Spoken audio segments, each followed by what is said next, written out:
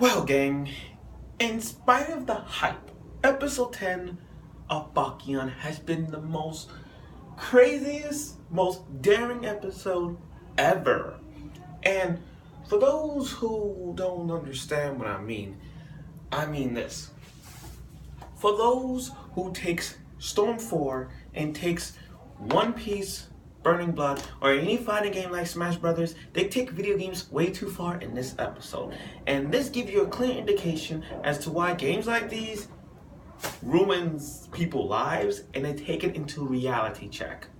It's like I mentioned. But anyway, how episode 10 relates to this? Well, episode 10 is featuring the new girl, Chisame, the new girl who looks like Nico from Love Live mixed with Hatsumiku. But I'm gonna get to that Hatsumiku reference anyway. But then again, now they found this Sega game.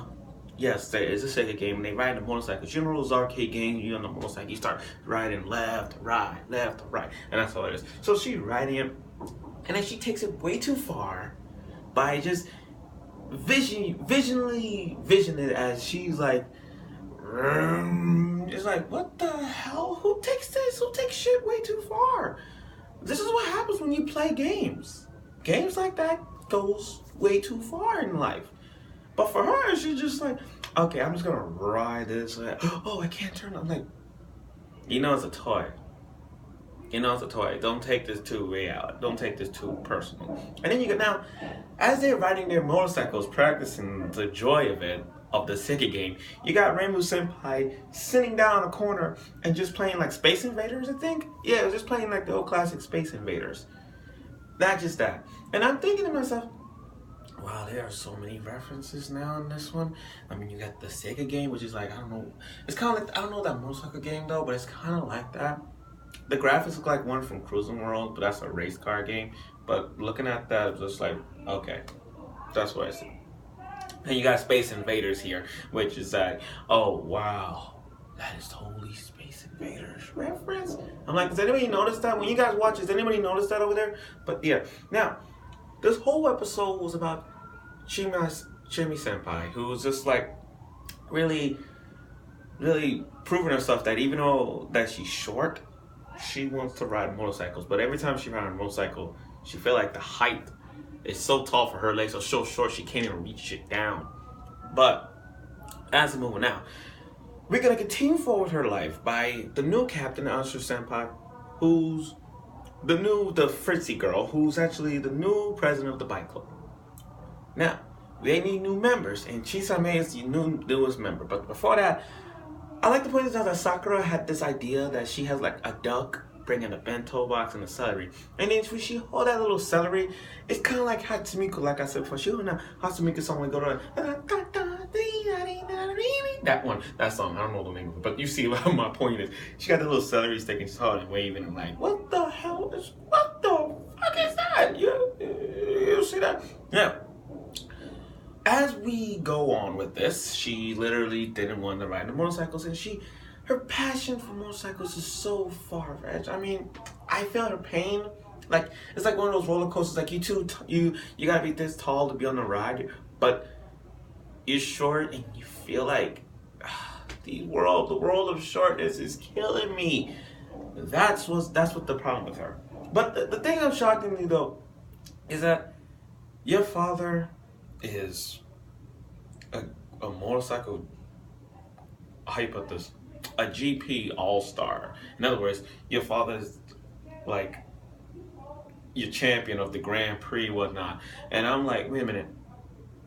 You're telling me your last name Nanako and your father, which we don't see the face, but on the iPad, we can see her, we can see your mother, but we can't see your father. As you covering your face, you're telling me like, oh, your father's a rich guy. I'm like, damn, that's why you live in that fancy house.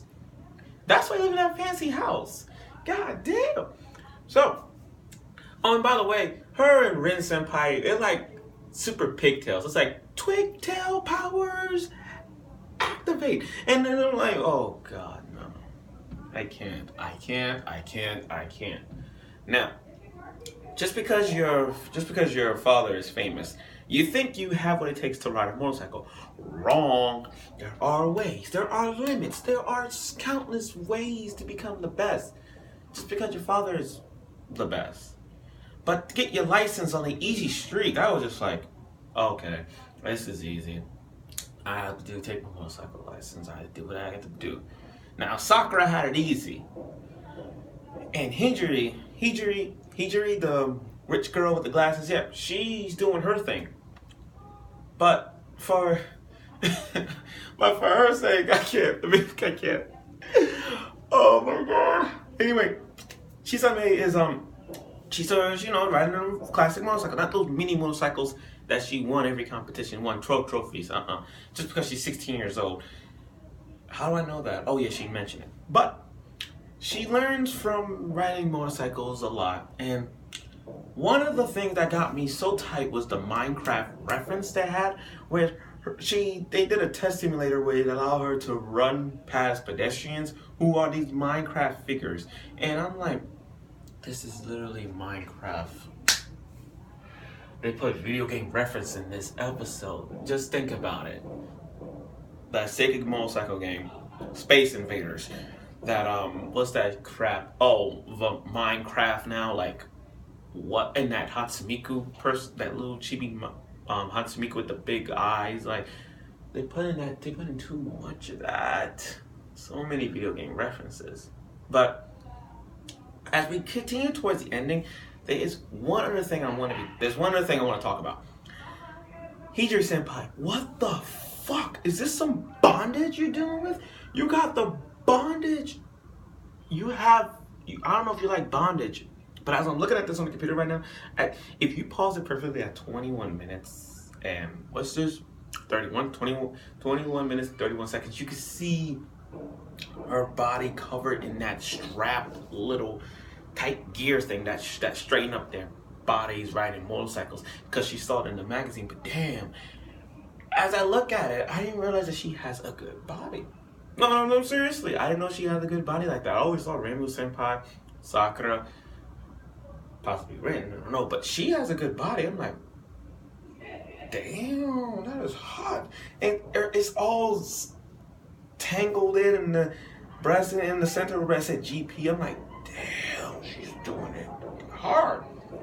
That is some straight bondage type. I'm liking her. Now, I want to get to the ending.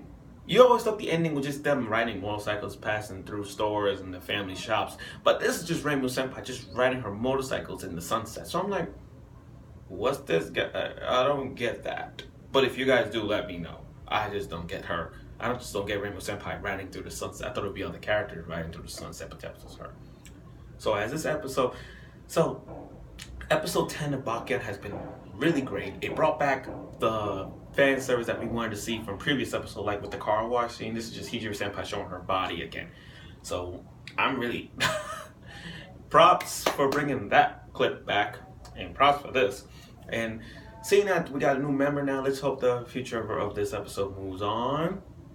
Because we're almost done with this. New characters development is getting pretty well, so let's hope episode 11 could be really fascinating as much as 10.